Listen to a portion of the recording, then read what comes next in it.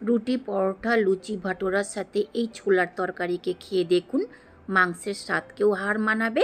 বাড়িতে থাকা মশলা দিয়ে চটজলদি একে রান্না করতে পারবেন।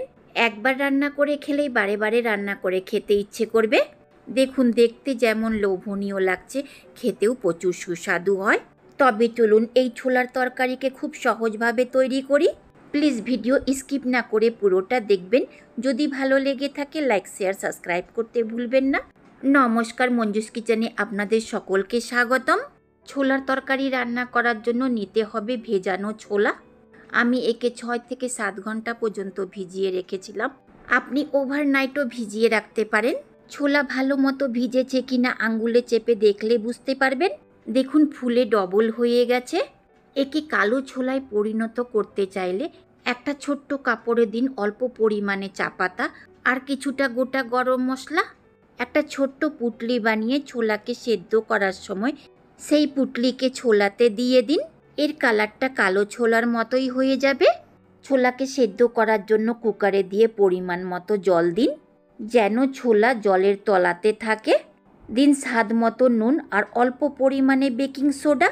এটা দিয়ে সেদ্ধ করতে গেলে শুধু ছোলার স্বাদ দ্বিগুণ হবে না, দ্রুত সেদ্ধও হবে। বেকিং সোডা ছাড়া সেদ্ধ করলে 6 থেকে 7টা হুইসেল পর্যন্ত সেদ্ধ করুন। আমি একে মিডিয়াম ফ্লেমে 2টো হুইসেল পর্যন্ত সেদ্ধ করব। এর থেকে বেশি সেদ্ধ করলে খেতে একটুকু স্বাদ লাগবে না। 2টো হুইসেল পর্যন্ত সেদ্ধ করে নেবার পর কুকারকে ঠান্ডা হবার জন্য রেখে দিয়েছিলাম। কুকারের ঢাকাটা খুলে ছোলাকে চেক করে নেব সেদ্ধ হয়েছে কিনা। আপনি ছোলার চেহারা দেখেই বুঝতে পাচ্ছেন ছোলা কতটা সেদ্ধ হয়েছে। একে রান্না করার জন্য ফুল ফ্লেমে কড়াইকে প্রথমে গরম করে নিতে হবে। কড়াইটা গরম হয়ে গেলে দিতে হবে 3 টিস্পুন সরিষার তেল। আপনি যে তেল খেতে পছন্দ করেন সে তেল দিয়েও রান্না করতে পারেন। ফ্লেমকে মিডিয়ামে করে এর মধ্যে দিন ফোড়ন, তেজপাতা, শুকনো লঙ্কা আর জিরা। আপনি এর মধ্যে অল্প পরিমাণে গোটা গরম মশলাও দিতে পারেন। হালকা মতো নেড়েচেড়ে ভেজে নিয়ে দিন 2টো মিডিয়াম সাইজের কুচনো পেঁয়াজ আর চেরা কাঁচা লঙ্কা। তেলের সাথে মিশিয়ে এক নাগাড়ে নেড়েচেড়ে সফট হওয়া পর্যন্ত ভাজুন, বা একে ঢাকা চাপা দিয়েও সফট হওয়া পর্যন্ত ভাজতে পারেন। সময় একটু বেশি লাগে, কিন্তু তেলের সাথে পেঁয়াজটা খুব ভালো মতো মিশে যায়। দেখুন, পেঁয়াজটা সফট হয়ে গেছে। একে ভাজতে 6 থেকে 7 মিনিটের সময় লেগেছে। দেব একটা বড় সাইজের পেস্ট করে নেওয়া টমেটো। আপনি এর মধ্যে কুচনো টমেটোও দিতে পারেন। দিন অল্প পরিমাণে নুন, খেয়াল রাখবেন ছোলা সেদ্ধ করার সময়ও নুন দিয়েছিলেন। মিশিয়ে এর কাঁচা গন্ধ যাওয়া পর্যন্ত ভেজে নিন। 3 থেকে 4 মিনিট এক নাগাড়ে নেড়েচেড়ে ভাজলেই এর কাঁচা গন্ধ চলে যাবে। আর এর কালারটা চেঞ্জ হলেই দিন 2 টিস্পুন আদা রসুন বাটা। মিশিয়ে নিয়ে এরও কাঁচা গন্ধ যাওয়া পর্যন্ত ভেজে নিন। তাছাড়া এই ছোলার তরকারিকে আপনি রসুন পেঁয়াজ ছাড়াও রান্না করতে পারেন, স্বাদে একটুকু তফাৎ হবে না। দিন এর মধ্যে মশলা যেটা রোজ ব্যবহার করা হয়, 1 টিস্পুন জিরা পাউডার, 1 টিস্পুন থেকে বেশি ধনে পাউডার, হাফ টিস্পুন লঙ্কা পাউডার, 1 টিস্পুন হলুদ পাউডার, 1 টিস্পুন কাশ্মীরি লাল লঙ্কা পাউডার। এটা শুধু কালারের জন্য দিয়েছি, আপনি স্কিপও করতে পারেন। অল্প পরিমাণে জল দিয়ে মশলার সাথে ভালো করে মিশিয়ে এর কাঁচা গন্ধ যাওয়া পর্যন্ত কষিয়ে নিন। মিডিয়াম ফ্লেমে একে ভাজতে 5 থেকে 6 মিনিটের সময় লাগবে। এই মশলা পুরোপুরি ভাজা হয়ে গেলে খুব সুন্দর একটা গন্ধ বেরোবে। দেখুন, মশলা থেকে তেল আলাদা হতে লেগেছে। এই সময় এর মধ্যে দিন সেদ্ধ করা ছোলা। ভালো করে মিশিয়ে নিয়ে ছোলাকে মশলার সাথে 2 থেকে 3 মিনিট আরও কষিয়ে নিন, যেন ছোলার মধ্যে মশলার ফ্লেভারটা যেতে পারে।